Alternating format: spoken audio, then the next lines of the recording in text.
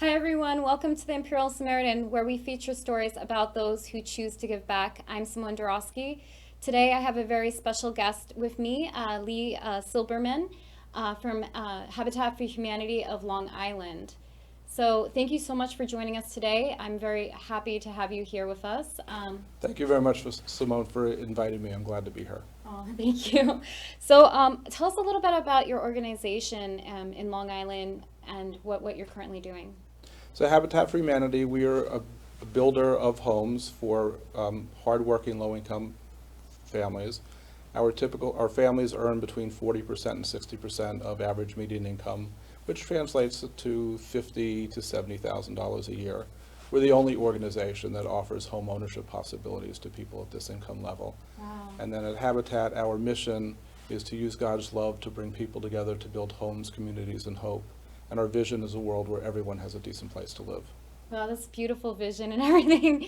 Very amazing. So that was a question I had. Does it have to be your very first home or like? Cause Yes, we are a program for first-time home buyers. Mm-hmm. And so, our clientele typically are renters.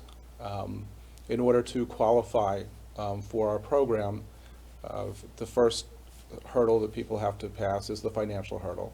Mm-hmm. So Habitat is a hand up, it's not a handout, Mm-hmm. and our homeowners will have a mortgage. Mm-hmm. So we do financial screening to see that they're in the income bracket that we serve, and they can't have too much other debt, so that maybe there's a car loan, some credit card debt, but we want to make sure that They're when being they when they responsible. well they're responsible. B, when they purchase the home, they're able to afford it. Yeah. And then the second criteria we look at after the financial criteria is housing need. And housing need is defined as they're either currently living in substandard unsafe housing, or they're living in overcrowded housing, and there's specific HUD definitions of what that means, or they're currently paying more than 30% of their income on rent. Almost all of our families actually tick all three boxes. They pay more than 30% of their income to live in an overcrowded, unsafe house. Wow, that's amazing. So, what projects are you currently working on throughout Long Island? As of now, we have 3 houses under construction, 1 in Shirley, 2 in the Riverside Flanders section of Southampton. That project is really unique for us because over the next 3 years, we should be building 8 homes on 1 block. It's Wow. 2 streets back to back, but it's 1 block. And when we're done with the 8 homes, we will completely transform that block and that community. Is that in the Riverhead Flanders area? Yeah, the Riverside Flanders area. Okay. Yeah, I know where Riverside is. That's pretty amazing. Right, and that's a partnership with the Southampton Housing Authority Mhm. and with the town of Southampton. Very good. Yeah, I heard that you guys also opened up in Greenport. Well, we have a house that we will be starting construction on in May. This was a property that the negotiations between the town of Greenport and Habitat for Humanity, believe it or not, were going on for almost 6 years. COVID has a little something to do with the delay. There were some issues and so forth, but finally in about, I guess, October or November, the town of Greenport deeded that property to us, and we'll start construction in May. That'll be the 4th home that we're doing that we will have done in the town of Southold. We did 2 in Greenport back in the 90s and 1 in Orient about 8-9 years ago. Hmm. That was the question I had. So, like, can individuals donate land, or is it just communities, or how do you get your land donations? Or do you buy it? Like, how does that happen? All right, that's a great question. Individuals certainly can donate land. A matter of fact, we're starting next month. We will be starting a project in Huntington. It'll be our first build in Huntington in over 10 years. And that property was donated by an individual, by his family foundation. That's unusual, but it does happen. Most of our land comes to us from the county through the towns. There's part of the state municipal code, something called 72H, allows when the county seizes land for non-payment of taxes, if they choose, rather than just selling the land at auction, they can donate that land to the town. with the stipulation that that land has to be developed for affordable housing or for some municipal purpose. It could be like a park or a recharge area. And this 72H program is where we've received most of our land over the last 30 years that we've been in existence. Lately, a lot of the land goes from the county to the Suffolk County Land Bank and then to us. But at the end of the day, it's a donation from the county. Does the land have to be like a particular size, like a certain amount of acres or half an acre or? It's subject to local zoning. Mhm. And to be quite honest, usually the land that we get is substandard in one form or another, and oftentimes after we receive the land, we have to go to the local town, to their zoning board and ask for a variance of one sort or another so that we can develop that parcel. And that happens quite frequently. We have an excellent relationship with all of our government partners, and it's very rare that we'll have a project where the local government isn't behind us and gives us the variance necessary so we can build the home and put a hardworking family into that parcel. Yeah, I can imagine they want good people to be paired up in neighborhoods, so, Absolutely. yeah. So what other different things does the organization offer? All right, so building is, of course, our main source of activity. We run a thrift shop in Ronkonkoma called the Restore. We are the official repurpose reuse partner of the town of Southampton as well as the town of Brookhaven. So with Southampton, one day a week we have one of our trucks out at the transfer station, Northeast Transfer Station, taking furniture donations and so forth. With Brookhaven, the program should start within the next week or two. The town generously donated a 15-foot cargo container, which will be at the landfill, available to residents whenever the landfill is open, for them to, again, put, bring donations, furniture, household items, and so forth. We estimate that on an annual basis, our Restore is responsible for keeping over 1,000 tons of items out of the refuse stream. Wow. So what kind of donations do you accept?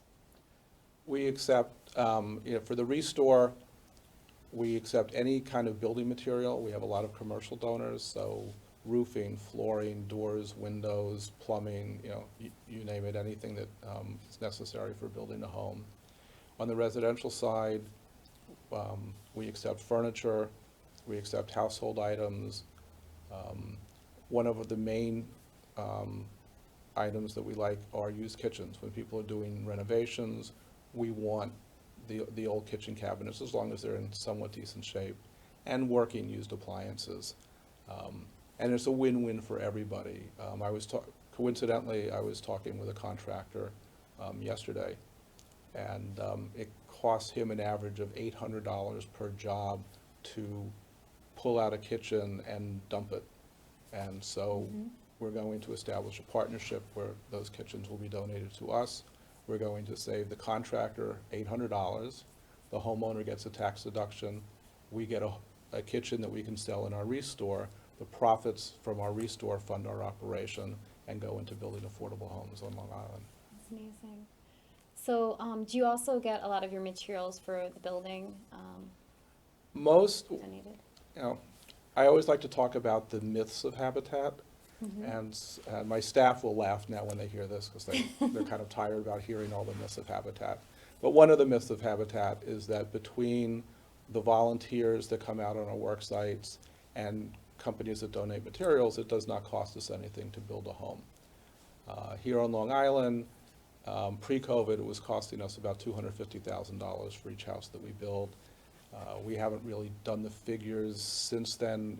Obviously, everyone knows lumber has gone up and so forth, so it's probably a little more expensive than that. Most everything that goes into a home we do purchase. We are a home builder.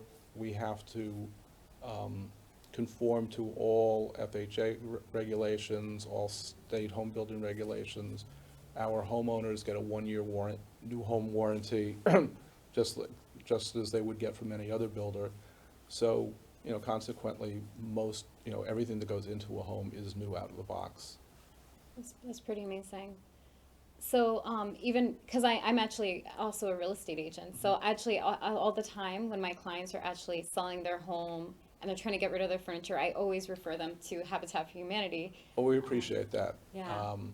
Every time I meet a real estate agent, I always say, what's the first thing you do when you meet a new client? You tell them to declutter. Yes, Well, exactly. we want to be that decluttering agent for That's your exactly clients. was my point. I know I mean, it's honestly so much like when you're cleansing your life, you know, it's good to like offer it up to somebody else who actually really needs it. You know, it's a beautiful thing.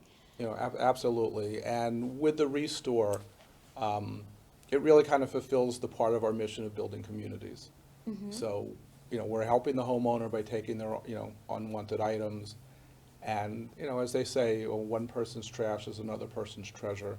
We can take that item that otherwise would go into the landfill, sell it in our Restore, make someone else happy, recycle the item. As I said, it funds our mission. And, you know, on a weekly basis, we'll have a customer come and actually cry because they're able to get something out of our Restore that they would not have been able to afford otherwise. Aw, that's really nice. Yeah, it's so great to hear. Yeah, so okay, so you guys do donations of household items, furniture, building supplies, correct? Right, building supplies, and of course how- cash. I mean, we, you know, Has anybody ever donated a house?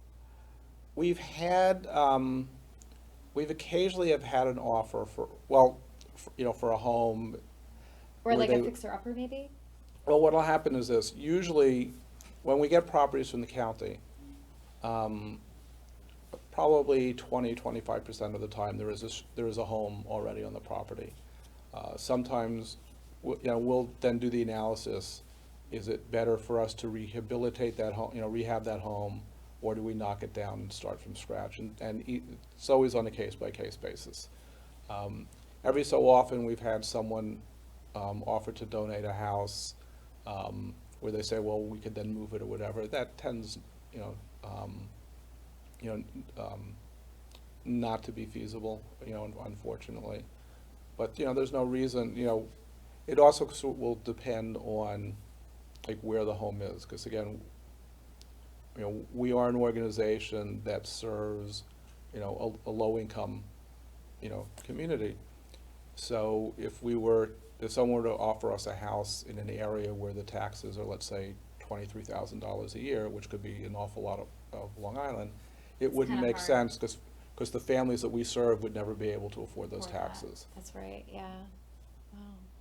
So, like, when you're donating, when you select your client, what kind of person do you look for? I know you told a little bit about that, but also, are they required to do community service on top of it? Okay, so, Or what is the process, I should no, say? absolutely. So we have an application process. We take applications usually between 2 and 4 times a year, depending, on what our construction schedule is and what we have, you know, going on. So the first, you know, screening of the application is the financial screening, as I said before. Are they between 40% and 60% of AMI? Do they have a decent credit score? You know, low 600s is usually satisfactory. They can't have too much debt, so that, you know, maybe they have, as I said, they could have a car loan, maybe a little credit card debt, but if they're too much in the hole, then they're not going to be able to afford the house. So then, as I said, so the people who meet that criteria then go through the housing need criteria, because again, this is not a program for, you know, you have the family where the kid moved back from college and is trying to find themselves, you know, that's not really what our program is for. So it is, you know, there has to be, you know, a true housing need. And then the last thing that we screen for is the willingness and ability to partner. So when people come into our program, they sign a contract committing them to 300 hours of sweat equity. 200 of those hours are construction, working on either their home or other homes that we have under construction on Long Island. And then the other 100 hours are split between, they have to do some volunteer work for us, they have to do some community service, and then they also have to take home ownership classes, financial fitness classes, and so forth, because we want to set them up for success. You know, again, it's the first time, Absolutely. you know, it's the first time home buyer Program, yeah. program. So again, our families have never owned a home before, Mm-hmm. and, you know, unfortunately, you know, the situations they're in, many of them have never been in an apartment or whatever that they're renting that they would feel like taking care of because they're in such bad shape. Yeah, absolutely. So we need to teach them How to survive. exactly, how to maintain their home, how to do budgets, and so forth. And then what happens is, one of the myths of Habitat is that we give the houses away. Mhm. And we don't. We do sell the house, and we'll actually sell it at full market value. So there's a certain number of people who apply to the program because they heard that myth that we give the house away. Mhm. Once they understand that they're committing themselves to the sweat equity, that they will actually have a 30-year mortgage when they close on the property and so forth, they're no longer interested because they wanted that, they wanted that handout. They weren't looking for the hand up that we give. Hmm. Very good. So let's talk about volunteers. How do you volunteer? And Well, I was one of your volunteers, by the way. Okay. Yeah, it was actually a really great experience. So as an individual, all you need to do is go onto our website, habitatliny.org. I have to get used to saying that because our merger and name change is, official as of 3 weeks ago. Click on Congratulations, by the way. Thank you. Click on volunteer, Mm-hmm. and and it will give the date, what's open and available. If you're volunteering to work on our construction site, the commitment is to show up about 8:45 in the morning and be prepared to stay until 2:30, 3 o'clock in the afternoon. And we do build 5 days a week, Tuesday through Saturday, 51 weeks a year. Mm-hmm. We also take volunteers in our restore. Volunteers in restore are very important to us. And there, we just look for a 4-hour commitment. Mm-hmm. So the store is open 9 to 6, 5 days a week, but to volunteer at the restore, the minimum commitment we ask for is 4 hours at a time. Then we have a corporate program called Sponsor for a Day, where in return for a $2,500 donation to the organization, a company can send up to 15 volunteers out to one of our work sites. And that's a very successful program for us. Pre-COVID, we were expecting to have roughly 200, corporate and school groups come out. Unfortunately, when COVID hit back in March 2020, we had to shut down construction for about 8 weeks. And then it was for almost 6 months that we were not allowed to take volunteers. And our volunteering is, for the next year was definitely a lot lower than normal, but now it's definitely coming back. It's coming back strong. That's great. We also owe a lot of volunteer days. There's a lot of companies who made donations pre-COVID and were generous enough not to ask, for the donation back and just waited until everything opened up so that they could send groups out. So we're doing a lot of catch-up now with volunteer groups as well. That's great. So you have a lot of volunteers currently. We do. We can always, That's great. again, we can always use more, but a typical house from start to finish will have in the neighborhood of 500 volunteers working on that house at some point. That's crazy. Well, that's really good. It's good to know how to Right. get involved. And I was one of your volunteers all last year. I worked on, I think, 5 or 6 houses with you guys, and it's so amazing, like learning how to put in the flooring and the Right. And for people who have not done this before, there's absolutely no experience necessary. As a matter of fact, and if anything, you learn how to build a house, which is cool. If anything, you're paying for a course. Right. And Or I mean, and you're volunteering for a right. course. And we actually joke that the less experience, the better, because you learn how to do it right. right. Yeah. The people who don't know what they're doing, who come with no experience, they listen to the directions. We always start with a safety talk, and then the site supervisor or our AmeriCorps will go over what the task is of the day, show them how to do it. There'll be supervision. So we find that the less experience and less confidence someone has at 9 o'clock, the better the volunteer they actually make, because they really listen, they pay attention, they want to make sure that they, that they do it right. And then we also have a group of what we call our regs, which are our regular volunteers. This now, I think we have about 6 or 7. These are, all retired men and women, and they come out at least once a week. Oh. And we have what's called a crew leader program, that if someone can commit to coming out on a regular basis, we'll give them training. and then they help with the supervision of the volunteer groups. Yeah, that must be really nice, especially giving them something to do when they're, home and they have nothing Right. else to do. Also, what is the age group, real quick? From like what age can you start volunteering? Because I Right. know there's like high schoolers and that Yeah. are required community service. You have to be 16 in order to come out to our work site, and then at 16 you do need an adult supervision, and and we do not let anyone under 18 use power tools. But those are the only restrictions. We partner with over 50 high schools throughout Long Island, Oh wow. and we have, usually in the spring, we have school groups at least, once a week coming out. And, typically what they do is in the fall, they'll raise money, and then in the spring, they get a work day, maybe 2 work days, depending on how active they are. And there we have to be very careful, because there's always that 15-year-old that they try and sneak on the bus. Oh. And then we're very careful that we look at IDs before the workday start. starts, Yeah. so that we know who's allowed to use power tools and who is not. So, what do you see as for the future of Habitat for Humanity of Long Island? I see a lot of great things for 2 reasons. One, we've just had the merger. So up until 3 weeks ago, there was Habitat for Humanity of Suffolk County and Habitat for Humanity of Nassau County. And believe it or not, up to 3 years ago, there were actually 3 organizations. There was a separate one out in Peconic. So I think the merger is a great thing for the organization. Long Island is one region. There's really not, sort of an arbitrary separation between Nassau and Suffolk County. So, especially for our donor base and the corporations that we work with, being one organization throughout Long Island, I think makes a lot of sense. I think it will encourage more organizations to support us, because one of the issues that we've had is there's certain companies, if they have a presence all over Long Island, they would want to support organizations that are all over Long Island, and now we give them the opportunity. Then recently, about 4 weeks ago, it was announced, Mackenzie Scott, who is the ex-wife of Jeff Bezos, and had announced 3 years ago I heard about that. she's going to trying to give away her fortune. Amazing.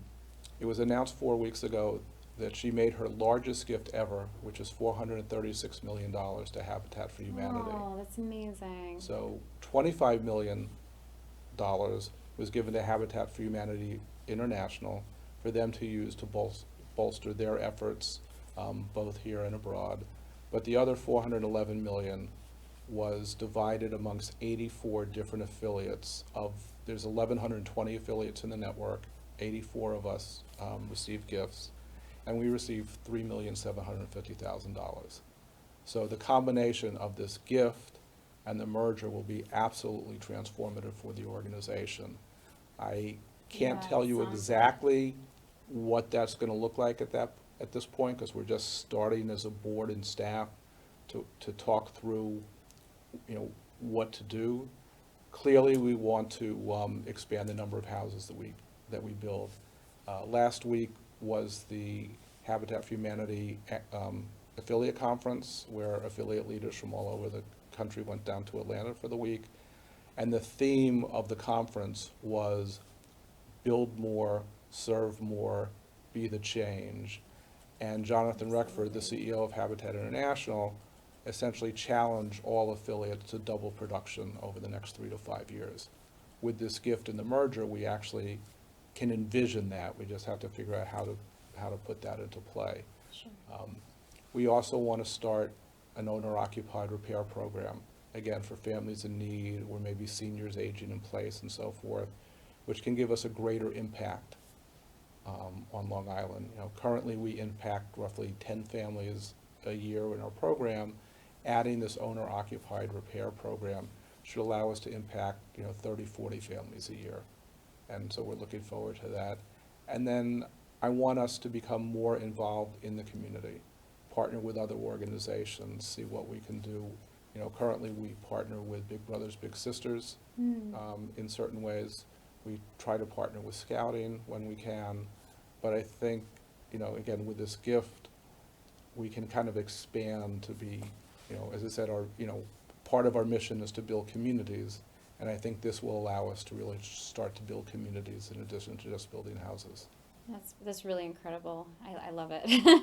All right, well, thank you so much, and thank you for tuning in. I'm Simone Doroski, and I'm encouraging you to choose to give back. Thank you.